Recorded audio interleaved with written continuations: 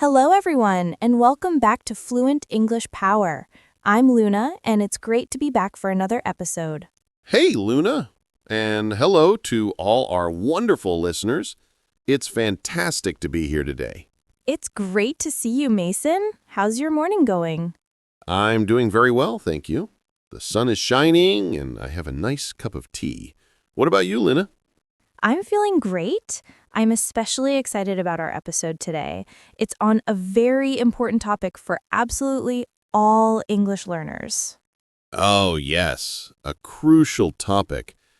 Let's be honest, sometimes learning English can feel difficult.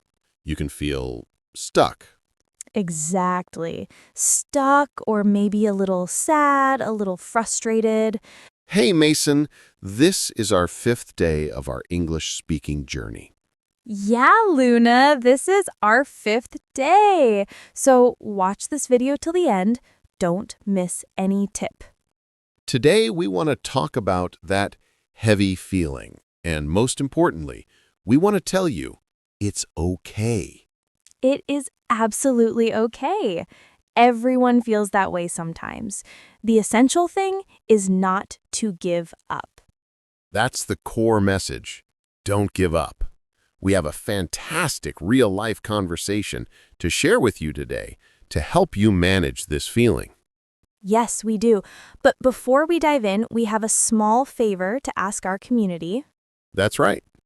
If you love our podcast, please take a moment right now to click the like button, subscribe to our channel, and share this episode with your friends.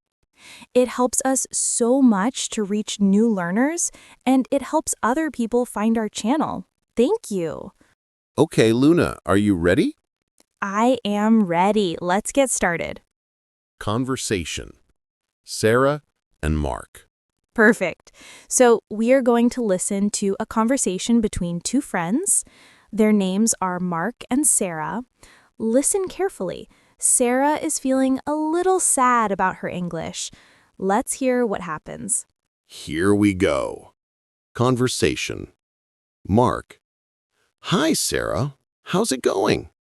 Hey, Mark. I'm okay. Just a little frustrated. Oh, what's wrong? It's my English. I feel like I'm not making any progress. I understand that feeling, but don't give up. It's hard. I try to speak, but the words just don't come out right. That's totally normal. It just takes practice. I know, but it's discouraging. Hey, do you want to practice with me? No pressure at all. Really? You would do that? Of course. We can start with something simple like watching a movie with English subtitles. That actually sounds fun, not like studying. Exactly. Are you free this Friday night? Yes, I am. That would be great. Perfect. It's a plan. You are doing better than you think. Thanks, Mark. I feel better already. And now, our analysis. Analysis, Part 1. Frustration and progress. That was the conversation. A very nice and, honestly, a very real conversation. Yes, I think many of our listeners understand exactly how Sarah feels. Let's break down the important language and the message. Good idea. Let's go back to the beginning. Mark says, "Hi, Sarah. How's it going?" How's it going is a fantastic phrase. It's a friendly, natural way to say, how are you? Yes, very common, very natural. You can say, "How are you?" "How are you doing?" or "How's it going?" They all mean the same thing. Mark is just starting the chat and asking if Sarah is okay. And what does Sarah say? She says, hey, Mark, I'm okay, just a little frustrated. Ooh, frustrated. That's a big emotional word for today. What does it mean, Mason? Frustrated is a feeling. It's when you try hard to do something, but you can't succeed. It makes you feel a little angry and a little sad at the same time. Ah, yes. For example, your phone freezes. You tap and you tap. Ugh, you feel frustrated. That's a perfect example. Or maybe you can't figure out a new grammar rule. That is very frustrating. So Sarah is frustrated with her English. Exactly. So Mark hears this and he asks, "Oh, what's wrong?" This is a very kind question. When you see a friend is not happy, you can simply ask, "What's wrong?" Or, "Is everything okay?" Yes, it shows you care. And Sarah tells him, she says, "It's my English. I feel like I'm not making any progress." Progress. This is another important word.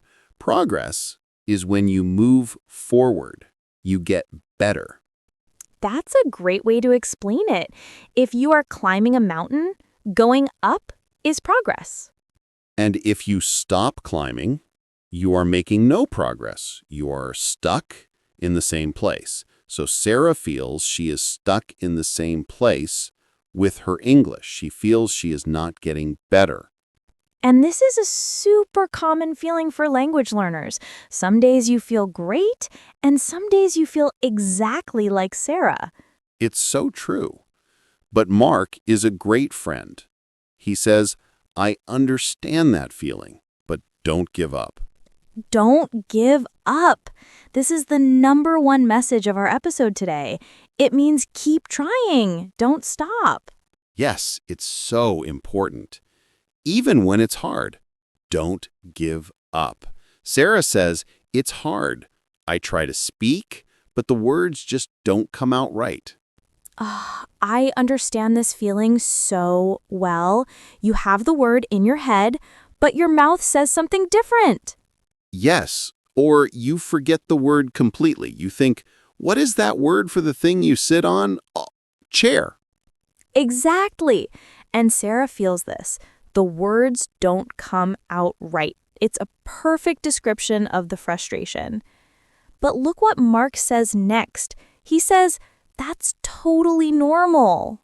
This is so nice to hear. Totally means 100%, completely. And normal means it happens to everyone. It's okay. So Mark is telling her, "Sarah, this is 100% okay. Everyone has this problem." It immediately makes her feel better. It does. It shows she is not alone. Then Mark gives the solution. He says, "It just takes practice." Ah, practice. The magic word for learning anything. What is practice, Mason? Practice is when you do something again and again and again. You practice piano, you practice basketball, you practice English.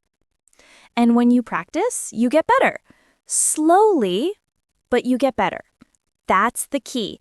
It might be slow, but it is progress. But Sarah is still feeling sad. She says, "I know, but it's discouraging." Discouraging.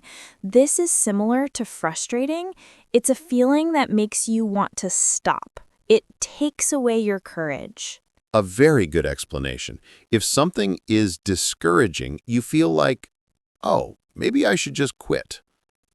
But Mark has a fantastic idea. He doesn't just say, "Practice more." He helps. He says, "Hey, do you want to practice with me?" No pressure at all. Wow, Mark is a superstar friend. This is so kind. He offers to help her directly. Yes. And he says no pressure at all. This is very important. What does no pressure mean? No pressure means you don't have to be perfect. It's okay to make mistakes. We're just having fun. There is no test. Exactly. It makes practicing feel safe and relaxed. If there is no pressure, you're not afraid to try. And Sarah is so happy. She says, "Really? You would do that?" She is surprised and grateful. Of course. And Mark says, "Of course," which is a strong, friendly way to say yes. Then he gives a simple, fun idea for practice. He says, We can start with something simple like watching a movie with English subtitles. That actually sounds fun, not like studying. Exactly. Are you free this Friday night? Yes, I am. That would be great. Perfect. It's a plan. You are doing better than you think. Thanks, Mark. I feel better already. A simple and clear way to ask someone to do something. Are you free means, do you have time? Are you busy? You can ask, are you free on Monday? Or, are you free this weekend? And Sarah's answer is simple and happy. Yes, I am. That would be great. She is happy and excited about the plan. That would be great is a wonderful positive phrase. So Mark confirms the plan. He says, perfect. It's a plan. I love that. It's a plan. It means, okay, we have decided we will do this. It's very clear. Yes. And then Mark says one more very kind thing. He says, you are doing better than you think. This is maybe the most important sentence in the whole conversation. I agree. We are often our biggest critics. We think our English is terrible. Yes, but other people can see our progress. Mark tells Sarah, your English is good, better than you feel right now. It gives her confidence. It makes her feel happy and hopeful. And it works. The last line from Sarah is, thanks, Mark. I feel better already. Already? It means so soon. Just talking to her friend for 2 minutes made her feel better. It's amazing. Sometimes just talking about the problem is the first step to feeling better. And having a good friend to help is wonderful. Mark didn't just say, practice. He said, let's practice together. That's the key difference. He offered his time and his help, and he made it fun. So for our listeners, if you are feeling frustrated, first, know that it's normal. Yes, totally normal. Second, try to find a fun way to practice, like watching a movie.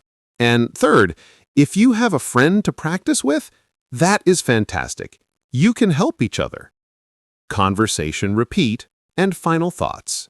This was a wonderful conversation to analyze. I think it has so many good lessons. I agree. The vocabulary is simple, but the message is so powerful. Shall we listen to it one more time? I think it will be much clearer for everyone now. Excellent idea. Now that we have talked about the words and phrases, listen again. See how much more you can understand. Okay, everyone. Here is the conversation with Mark and Sarah one more time.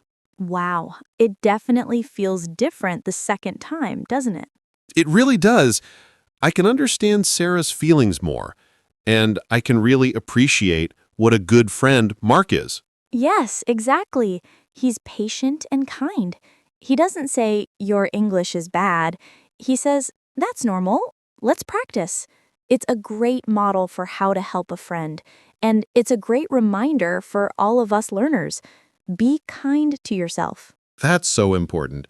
Learning a language is a long journey. There are good days and bad days. On the bad days, remember Sarah and remember Mark's advice. Don't give up. And you are doing better than you think. I love that. Well, that brings us to the end of our episode today. I feel very positive and motivated now. Me too. I hope our listeners do as well. Remember that every little bit of practice is progress. That's right, and we are here to help you on your journey. Before we go, please don't forget to subscribe to Fluent English Power and share this episode with friends or family who are also learning English. Yes, and we have a question for you. In the comments below, please tell us, what do you do to practice English when you feel frustrated? Do you watch a movie like Mark and Sarah? Do you listen to music? We would love to read your ideas. Your ideas can help other listeners too. Thank you all so much for listening today. It was a lot of fun. It certainly was. Keep practicing and don't give up. We'll see you next time.